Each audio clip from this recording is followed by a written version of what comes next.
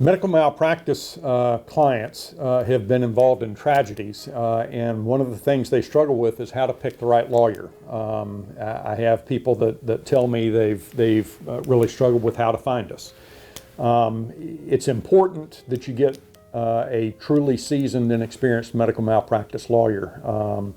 Florida has passed a number of protections for healthcare providers that don't exist for any other aspect of the law, and they are complex, they are difficult, and if there is a misstep early in the case, it can be fatal to the case. So if you're getting someone that does not know what they're doing in the medical malpractice field, it can literally be fatal to your case very early and kill your case. If you go on the internet, just about any law firm that does medical malpractice work is going to have information about their experience and their accomplishments. When you go on our website, you will find that we have some of the largest verdicts in not only in the state of Florida, but in the nation. We have the largest verdict in 2012 in the nation in the medical malpractice field, which is one of the largest verdicts in the history of Florida, and multiple top 100 verdicts. We got there through hard work and through handling lots of medical malpractice cases. You'll also find that I began my career defending doctors in hospitals and nursing homes and other healthcare providers. And so when we handle medical malpractice cases, we bring that experience. Having sat, I actually had the privilege of sitting inside insurance carriers' claims committee meetings and was able to identify what insurance carriers deem important in deciding whether or not to resolve cases. We work every case up as if it's going to trial.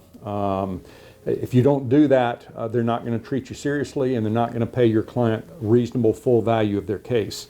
Because of that, we're able to get many cases resolved short of trial. But we have to work every case up as if it's going to trial, and the insurance carriers have to know that the lawyers on the other side have the ability to get top tier verdicts, or they're not going to pay full value on your case.